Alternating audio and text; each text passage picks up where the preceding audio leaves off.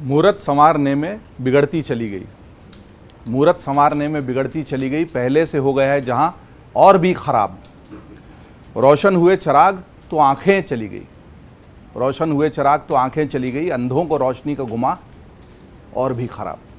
चूंकि 2-3 बातें आई थी शायरी के अंदाज में, तो ये पंक्तियां थोड़ी मौजू लगी। पहले तो 2-3 तथ्यों की बात करते हैं शायरी के बाद। मुजफ्फरनगर के जिस रथेड़ी गांव के ढाबे की बात हो रही है, वहाँ गोपाल था और वो तजम्मुल निकला।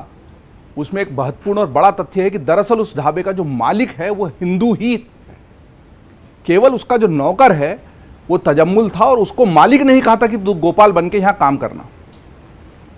वहाँ पर जो संगठन के लोग पहुँचे, विवाद हुआ, उसकी जो बाकी वस्त्र उतारे गए नहीं उतारे गए वो एक अलग मुद्दा है। सवाल यह है कि हमने ऐसी स्थिति क्यों पैदा की कि एक हिंदू ढाबे के मालिक को भी अपनी दुकान पर बैठने वाले नौकर को, मुस्लिम नौकर को हिंदू बनाकर बैठाना पड़ रहा है। हमने ये परिस्थिति इसलिए पैदा कर दी क्योंकि अविश्वास है, भय है, अंदेशा है, संदेह है, और जब तक समाज में ये संदेह रहेगा, चाहे कितनी कांवड़ यात्रा निकलती रहे, हम इसी तरह की बहसें, पिछले साल हमने इसी विषय पर इतनी बहस इसी सावन की शुरुआत के पहले की, जिस सावन में केवल शिवजी की भक्ति विष्णु शयन कर लेते हैं, शिवजी की महिमा शुरू हो जाती है, चातुर्मास शुरू हो जाते हैं, और उसकी पवित्रता पर किसी को संदेह हो न हो, सदियों से किया जाने वाला अभ्यास है। सनातन को हम धर्म की बजाय जीवन शैली मानते हैं, उस जीवन शैली का अभिन्न हिस्सा है।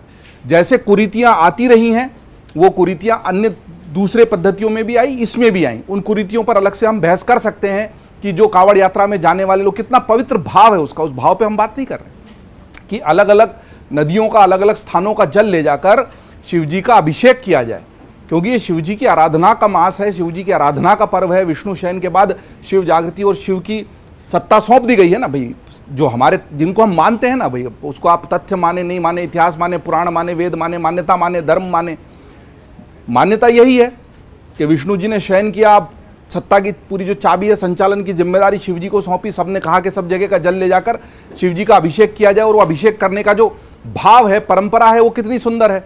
अब उसमें ये जो विकृतियां आ गई हैं, उसमें ये विकृति तो है ही कि ये ढाबों और इसकी लड़ाई, एक विकृति ये भी तो है कि डीजे बज रहे होते हैं, सड़क पर लोगों को चलने नहीं दिया जाता।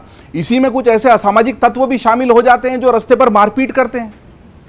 हमको सभी कुरीतियों की एक साथ बात करनी चाहिए, और मैं इस बात से सहमत हूं कि अगर दुकान पर शुद्धता होनी चाहिए, नाम पता सब मालूम होना चाहिए, तो साल भर ही होना चाहिए, केवल इसी महीने में क्यों, इसमें विशेष आग्रह हो सकता। लेकिन सख्ती, ये दरअसल खाद्य एवं औषधि प्रशासन विभाग के अंतर्गत आता है।